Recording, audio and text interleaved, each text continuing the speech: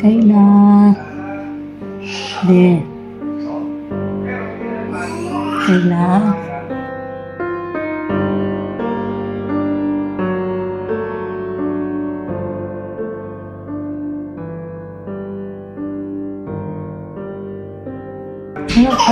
Ano mang problema, Kayla? Kayla, ano mang problema? Pwede mo man sabihin sa amin, Bi.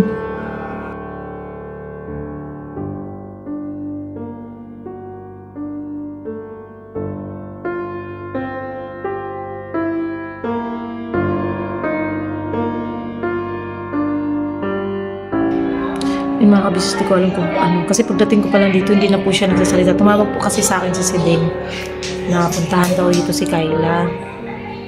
Kasi nga hindi raw po naman nagsasalita.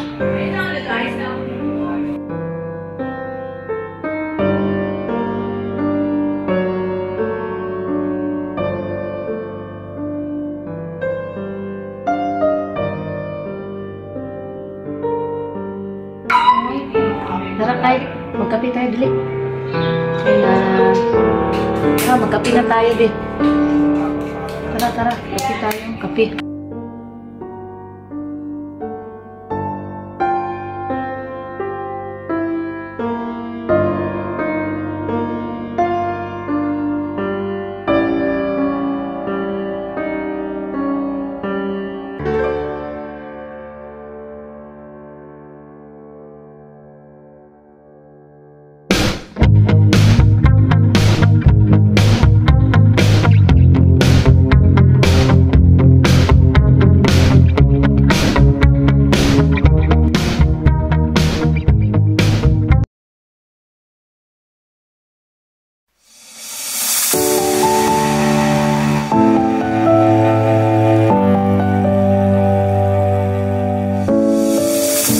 I've come so far away from home. There's no way I'm turning back now. So mapapalang araw po sa ating lahat mga kabisnes. Ayun po si Kayla. Mga kabisnes. Hindi po namin alam. Kanina po tayo nakakausap din. Hindi po siya nakakausap mga kabisnes. Hindi siya nakakausap. Tapos bigla po siyang umiyak mga kabisnes. Kayla. Umiiyak pa? Kayla? Ano problema? Hindi ba pa kailangan ito lagi may kausap? Ano naman? Makagising na lang kasi.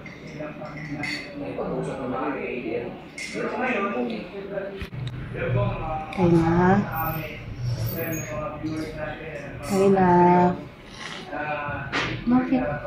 Bakit? Ano mang problema, Kay? Mahal dito man kami. Mahal ka man namin, Kayla. Hindi mo ka mahal yun, be? Kayla? Bakit? Ano bang ano? Kayla. De. Kayla. Kay. Tara. Ano na lang tayo maligo ka tapos ano tayo. Hanap tayo. Mag-jogging tayo. Tara, Kay. Kayla. Gusto mo ba lumabas? Kayla, malakad-lakad tayo Ano mang problema, Kayla? Kayla, ano mang problema? Pwede mo man sabihin sa amin, Bi. Pwede mo sabihin sa amin anong problema mo. Kayla. Pwede kang magsabi sa amin kung may problema ka. Hindi talaga siya. Na, buyet.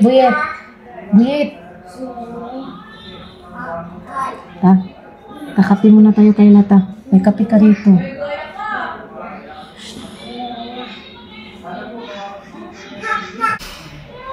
Yung mga kabisnes, di ko alam kung ano. Kasi pagdating ko pa lang dito, hindi na po siya nagsasalita. Tumawag po kasi sa akin si Sideng na puntahan daw dito si Kayla. Kasi nga hindi raw po naman nagsasalita. Hindi pa rin hindi pa rin siya nagsasalita mga ka-business. Tsaka yun nga, bigla na lang tumulol yung luha. Hindi namin alam siya din kung paano, yun si Kayla.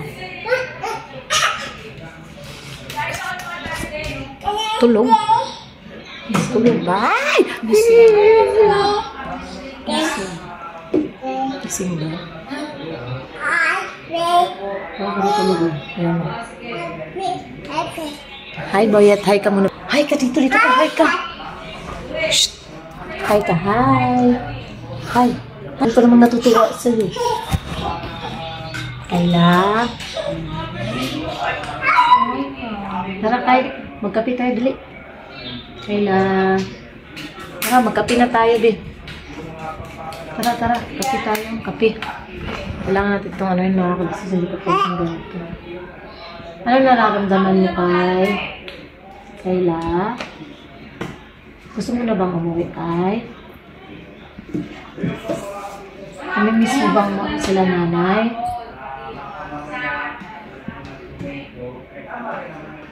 Gusto mo ba, Kayla? Sabihin natin kila kuya ka-business, kila papa ka-business, kila mama ka-business. Kung gusto mo naman. Namimiss mo ba sila nanay? Kay? Ganun po siya mga ka-business. Nagagalit po siya. Katulad kahapon. Natulak niya ako kahapon. Tinulak niya ako kahapon. Ang ganito rin siya dati. Siya. Yun yung pinaka ko eh. Kasi dati, ganito nangyari sa kanya. Biglang biglang nagiging siya, wild mga ka-business. Sana wag naman. Sana. Kasi nabawasan na yung niya eh. Nabawasan na yung gamot niya. Ng isa. Tsaka di na rin po siya tinurukan. Kaya balikan po namin ito mga ka-business. Ay mga ka-business no, kasi may nabasa akong komento din. Ano daw? Inaano daw namin kayo, may term siya dun eh. Kinakawawa daw namin kayo. Namin ni Bay. Kayo ni Borno, kinakawawa daw namin kayo. Hindi ko alam, baka binubugbog ka namin din. Binubugbog ko po si Ding. Paano niyo po nasabi na kinakawawa? Hindi ko nga alam eh, bakit ganun yung yung term ng taong, kinakawawa daw po namin si Ding at saka si Borno. Hindi ko alam kung sa anong aspetong kinakawawa kami. Inutosan ba kita, Ding? Ding, magluto ka dun, Ding! Ding, maglaba ka dun, Ding! Labahan mo yung mga damit ko, Ding. Ganun ba yun? Wala naman. Natawa nga ako dun sa comment. Gusto ko replyan, pero binilit ko na lang. Pero yun nga, yung komento niya na kinakawawa daw namin kayo, Ding. Sa vlog niyo kahapon? Kahapon? Wala naman. Ano ba vlog? Yung katungkol kay Kayla? Wala man. Paano Hindi ko nga alam eh. Send comment. Sa vlog namin kahapon, kasi yung vlog namin kanina, natin kagabi, yung kay Kayla, pre-private ko muna kasi ang naisip ko, kaya ko yung pre-private, hindi pa kasi nakapag-upload si Pops. Dapat mauna yung upload ni Pops na check up ni Kayla bago yung pagpapainom ko ng So, pre-private ko. Anong upload mo kanina? Wala pa muna. Mamaya ko yun ipa-public ko din. Pagka na si Pops, nakapag-upload na. Yun mga ka-business, yung mga komentong ganon, pwede ba, tigil-tigilan nyo yan? Kayo lang din ang nagagawa ng issue eh. Yung mga nangyayari ngayon, kasalanan yan ng mga followers na makikitid ang utak. No? Tigil-tigilan nyo, natawa talaga. Doon ako pinaka-natawa. Kinakawawa daw namin si Ding at saka si Burto. Ding, nilabugbog ba kita, Ding? Hindi. Magkawawa naman, oy. Ako po ang kinakawawa ni si Ding. Sorry lang, joke lang. Napaisip tuloy ako saan? Hindi ko nga alam eh. Ano yung kinakawawa eh? Hindi Ano? Ikaw pa, baka kinakawawa mo naman si Burnok pa. Talagang kawawa yung Burnok. Bakit? Mukha pa lang eh. Sa mukha pala. Hindi mga kabisnes, sa totoo lang, yung sa amin, no, yung mga ganyan-ganyan biro nila, biruan lang yan. Biruan lang yan. Yung sa amin ni Siling, wala po kaming problema, wala pong ganon. Ako wala. Wala pong kinakawawa. Diyos mio, Marimar. Walang ganon. Ding, ulan lang. Ganon. Baka maano si Buyet. Buyet! Ito na lang. Ito na lang anuhin natin. Si Buyet. Hi, Buyet! Hi! Mars! Bye! Tawag mo ulit, bye! Tito Bay. Tawag mo Tito Bay. Bye! Tito Bay. Mars! Mars! Ikaw nga. May lahi kang burnok, no? Kinukulit niya talaga. Mars talaga. Todo! Bira banat na. Bira banat, dali. Bira! Banat! Todo. Ayun lang na, iba kayo. Masakitan siya, man. Mars! Say hi muna na. Hi. Ay ka muna, Bibe. Dami pong natutuwa kay Boyet. Buti pa itong mga ganito na lang i-ano natin. Kasi, pang good vibes siya sa vlog. Ito, pang good Yung mga vibes. nanonood na depress, lalo madi-depress. Bia! Bira banat! Bira! Todo! Ang ano lang, ang dami nakukitan kay Boyet eh. Lalo na yung tatay. Yung tatay, Cute. cute, murag bunhok. Akyot. Cute. Tudo, aber! Gusto niya kasi maglaro ng ulan. Eh no mga kabisnes, basta at least malinaw na po. Malinaw. Mars! Oh. At ayun na nga po no, mga kabisnes namin minamahal. Ayan, tawag dito. Yung napapanood niyo po ngayon is, yun po yung vlog na, yun nga, yung pumasok ako, nakwenta ko na rin yan sa vlog ko ni Papa Dins. Yung pumasok po ako, mga kabisnes, sa loob ng bahay. Kasi tinawagan ako ni si Ding noon. So, nagmamadali kami. Sabi ko, okay Ding, papunta na kami. Pumunta ako agad sa kami ni Bay, sa ka-business. Tapos, yun yung nabutan namin si Kayla, hindi po nakikipag-usap, tulala. As in, kahit ano ko sa kanya, hindi talaga siya nagre-response. Ayun, hanggang sa nakita namin ni si Ding, tumutuloy yung luha niya, umiiyak talaga siya mga ka-business, umiiyak si Kayla. Kaya parang, hindi ko alam kung ano niya, padali natin yan. Hindi ko alam, mayroon pa dong orange pink Hindi ko alam kung anong nangyari sa kanya. Dalhin mo yung lahat ng ganyan pa, tapos yung bilog-bilog dalhin mo. Hindi ko alam kung anong nangyari sa kanya. Hindi, yun ba? Dalhin lang natin ito. Kasi masayang dito eh. Dalhin mo yan. Tapos yung bilog. Calchis, dalhin mo na yung calchis. Huwag mo naman ubusin yung dalawa lang. Okay na yung dalawa. Yan, yung calchis dalhin mo. Yan, lahat yan, dalhin mo na yan. Biscuit. Ano mo ito? Anong gamot ba yan? Patingin nga. Cyprox. Hindi ko alam para saan ito Yan, lagay mo yan dito. Sa'yo yan. Wala pa ibang biscuit yan. Huwag lang yan, bilog kasi pinakain ko din yan. Pero pa doon mga itong ganito. Pakikuha doon. Diyan pa Napasensya na mga kabisnes kasi nagre-ready kami dahil kami po ay aalis. Yan, meron pa yan dyan mga biskuit na Yan. Tingnan mo nga kung meron pa, may chocolate pa dyan. Dalhin mo na lahat kung anong yung madadala mong biskuit. Wala na, yan na lang yata kasi kinain ko yung isa Yan. Yan.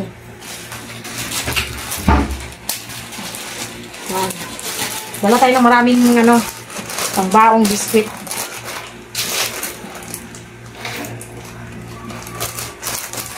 Yan.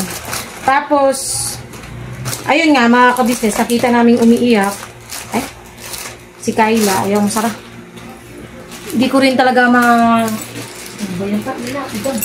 hindi ko rin maintindihan kung bakit naging ganon. Ayun lang. Tapos, ayun po, sa mga comments po, na, ayun nga, bakit daw hindi tinurukan. Ayun, nagpaliwanag naman na si Papa Dins, mapanood nyo rin yung sa vlog niya ngayon. Si bukas pa to sa amin ma-upload. ayun, ulitin ko lang po, yung sinabi daw po ni Doc Vincent, yung gamot po pala na naiturok kay Kyla, yung good for 2 weeks, yun nga, yung gamutan na good for 2 weeks, yung tinurok pala doon is good for 1 month po yun. Matapang po kasi yung gamot na yun, kaya hindi po tinurukan si Kyla ulit ngayong itong last check-up niya. Kasi meron pa siyang mga 2 weeks mahigit pa yata na natitira doon sa unang tinurok sa kanya. Pero sabi naman ni Doc Vincent, obserbahan, tapos pag hindi pa rin, tuturukan na siya ng mas maaga-aga kaysa dun sa duration talaga ng gamot. Tapos, yun nga, sinabi ko na rin po, naipaliwanag ko na din po na hindi po namin totally na in-stop yung talagang nagkataon lang po na yung binigay na gamot ni Doc Vincent is good for 2 weeks. At ayun nga po, wala kasi agad result yung chest x-ray niya, kaya kinabukasan pa siya nadala. Isang gabi po siyang hindi nakainom. Yun lang naman yun. Which is, hindi naman siguro makakaano yun sa kanya mga ka-business. At, ayun nga, yun yung observation namin sa kanya. Talagang nagiging wild siya, parang nakakatakot. Kasi dati, nung rin siya mga ka-business, before pa tong, nagbago na siya. Siya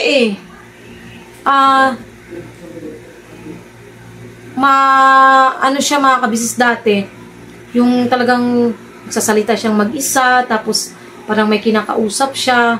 Ngayon parang bumabalik. Yun yung kasi ayaw rin po namin talagang masayang yung effort namin na magpainom sa kanya ng gamot.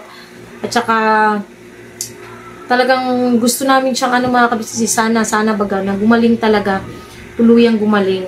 Kasi parang mga kabisnes ang lang po pagka gano'n na masasayang lang yung effort namin. Sana lang hindi mga kabisnes. Kaya sana tulungan nyo kaming pag-pray na maging okay si Kyla, no? Kasi talagang tiyaga lang po yun. Sabi nga ng iba na napakataas na ng pasensya. Kasi mga kabisnes, kung pairalin ko yung na maiirita lang ako, wala po.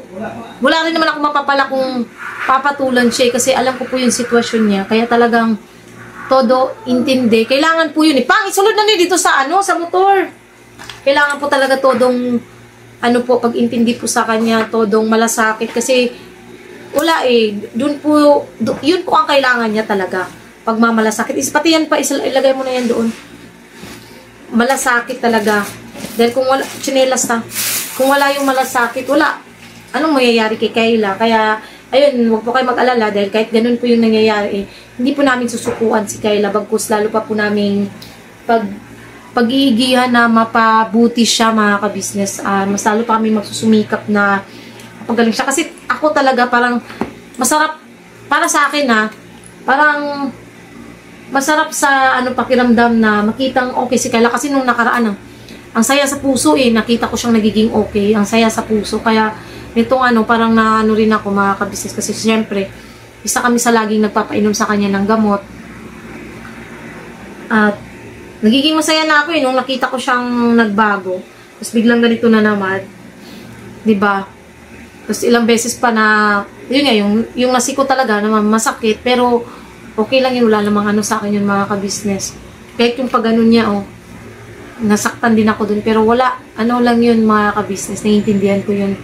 Kasi, nangyari na nga yun sa kanya dati. Ngayon, todo lang tayo mga ka-business. Sana, supportahan. At saka yung, patungkol kay Kuya Bong naman, na paglalambing, sinusungitan din po kasi si Kuya Bong. Kaya parang, kahit lambingin niya si Kyla, wala pong nangyayari. Dahil nagsusungit nga po si Kyla. Hindi rin po mapilit ni Kuya Bong. Pasensya na kahit makalat mga kabisnes kasi talaga nagmamadali kami nag-ano lang ako para makapag-vlog. Talagang nagsusungit po si Kyla. Wala naman pong magawa si Kuya Bong. Hindi naman niya pwedeng patulan yung pagsusungit. Kasi mahirap naman yung kung papatulan niya po, di ba mga kabisnes. So, sana maintindihan nyo rin po na si Kuya Bong, syempre, nag-aalangan din pong maglambing kay Kayla dahil nga po sa ganung sitwasyon ni Kayla ngayon. Tsaka lalaki kasi, parang ang sagwa rin pong tignan kung, ano kasi di ba nga sabi ni Kuya Bong, tsaka niya naliligawan si Kayla pag okay na. So, ibig sabihin, umiiwas lang din siyang magkaroon ng mga kabisnes. Kasi syempre, hindi pa naman sila eh. Di ba? Ano lang, mahal niya si Kayla, pero hindi pa sila kasi nga, gusto niyang gumaling muna si Kayla. Ang sagwa naman po, kung maglalambing-lambing siya, eh hindi pa nga po sila. Sana maintindihan nyo rin po. Si Kuya Bong naman is, sa akin nagre-rely, or kung sino yung nakita niyang malapit kay Kayla, na, gaganon yun sa akin, si Senyas at si Kuya Bong na, yun nga, pakibantayan si Kayla, pakiano si Kayla, pagka nakabukaka, pagsabihan, kami ang nilalapitan ni Kuya Bong mga babae. Hindi po siya yung kusang nag-ano minsan kay Kayla dahil nga po umiiwas mga kabisnes, di ba? Tama naman din yun kasi lalaki siya eh, babae si Kayla. Mahirap naman po yun. Di ba? So, yun. Sana maunawaan niyo po mga kabisnes. At ayan po yung nakikita nyo, napapanood nyo. Yan lang yung... Huwag ka muna magtara-tara na. Antayin mo magano, wala. Hindi pa nga tayo pumunta doon, magtatara ka na. Tara na. Wait lang, inano ko lang to kasi tapusin ko lang tong vlog. Wala pa nga rin si Gorno. Di ba nasa ano pa yun? Yun. Sana lang mga ka-business, maintindihan din po natin, no, yung sitwasyon. At, ayun, yung basta na ano na rin po ni Paps kasi talagang maraming nagano na sana daw hindi tinigilan yung pagturok yun. May duration po, good for 1 month po yung unang turok. So, wala pa po kasing isang buwan simula ng tinurukan siya, kaya hindi po siya tinurukan ni Doc Vincent. Pero siguro, sabi ni Paps, observe daw namin, 3 days simula ng may hatid namin siya doon. Kung ganun-ganun pa rin po tuloy-tuloy, ibabalik na po namin siya kay Doc Vincent. At doon na siguro malalaman kung ano yung magiging desisyon ni Doc Vincent patungkol sa bagay na yun. Ayan, salamat po mga kabisnes sa pagsama nyo po sa simpleng vlog na to. Sana, hindi po kayo magsawang maunawaan at umunawa mga kabisnes. At sana po maglalambing kami. Supportan nyo unang-unang kabisnes official, kabisnes family. Papa Dins TV, Mrs. KB official. Syempre po channel po ng mga kagos, mga kabisnes. Please po supportahan natin. At ganoon na rin po mga kabisnes. Salamat sa lahat ng mga nagmamahal po sa buong kabisnes family at sa aming pamilya. Salamat po ng marami sa inyo, no? Diyos na po balang magsupli sa lahat ng mga kabutihan niyo po. Salamat din po sa lahat ng butihing sponsors po namin na mula noon hanggang ngayon, hindi rin po talaga nagsasawang mahalin at gabayan po kaming lahat mga kabisnes. So, ayun lang po. Thank you so much po. And advance happy birthday po kay ate, October 21. At kay Kuy Kuy din po. Advance happy birthday anak. Mahal na mahal po kita. At salamat din po sa lahat po ng mga yung sa profile picture ko po sa Facebook pala mga kabisnes. Hindi po yun si Baby Siopaw, kundi si Kuy Kuy po yun. Talagang magkamukha po sila. At salamat po sa mga nagsabi na napaka-cute ni Kuy Kuy. Yes po, mga 1 taon may higit po si Kuy Kuy po noon. Taking yung picture na yun, talagang At saka, kasi makputi po talaga si Kuy Kuy napagkakamalang babae. Dati nga po, nung pinanganak ko yan si Kuy Kuy ay talagang may gusto pong bumili sa kanya. Sabi ko, ano yung anak ko, tuta, bibilin. Kasi sobrang puti po ni Kuy Kuy talaga nung pinanganak ko siya, kaya talagang cute na cute yung batang yan. Ayun. So, ayan lang po muna. Hanggang dito lang po muna mga ka-business. Pasensya na po, parang magiging mix siguro to kasi parang kulang yung video ko. Kaya magiging mix po itong video na to. Pero yan nga, makikita niyo dyan kung paano si Kayla. Paano siya umiyak. Yun. So, hanggang dito lang po. Thank you po and God bless po. We love you all po. Biraba na. Todo-todo lang po tayo mga ka-business. At kami po yung alis na.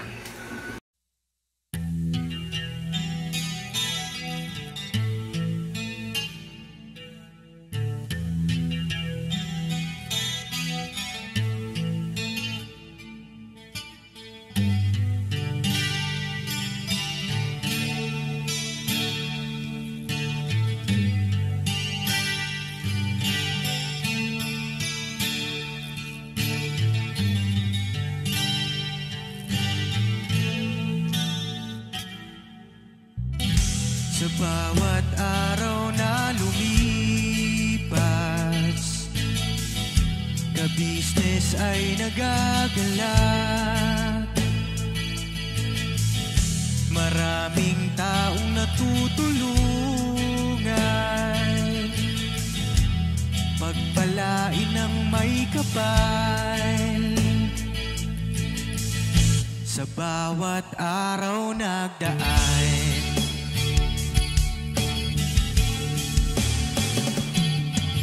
ka-business, business ka-business, Papa Dean, Steve, mahal kayo ng marami.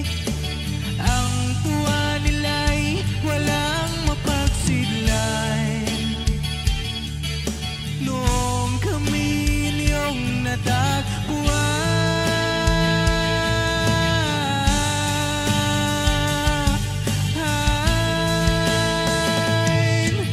ang mga tao sa buong mundo, maging ang mga OFW, sinubaybayan mga pagtulong nyo. Panalangin nila, sana'y hindi kayo magbabago.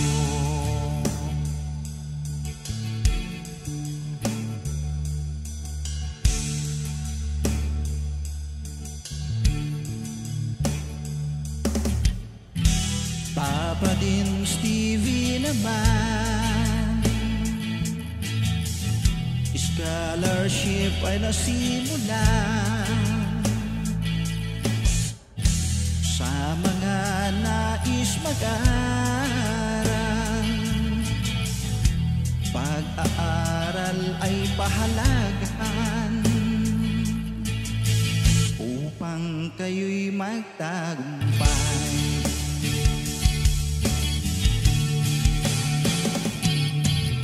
Ka-business, Mrs. Ka-business, Papa Dean, Steve, mahal kayo ng marami.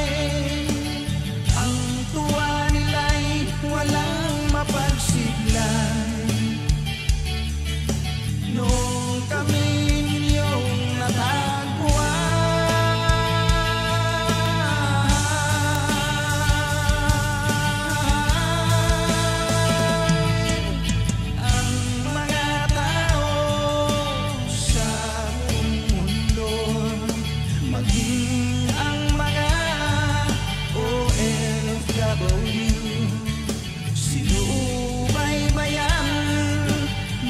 pagtulong nyo, panalangin nila, sana'y hindi kayo magbabago.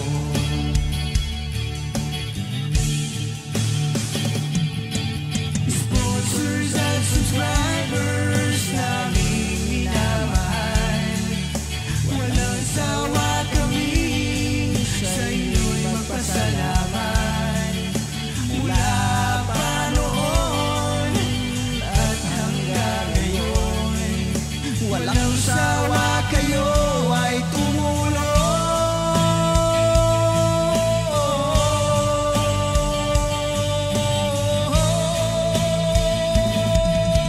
Ang mga tao sa buong mundo, maging ang mga OFW, sinubaybayan mga pagtulong nyo. Panalangin nila, sana'y hindi kayo magbabago.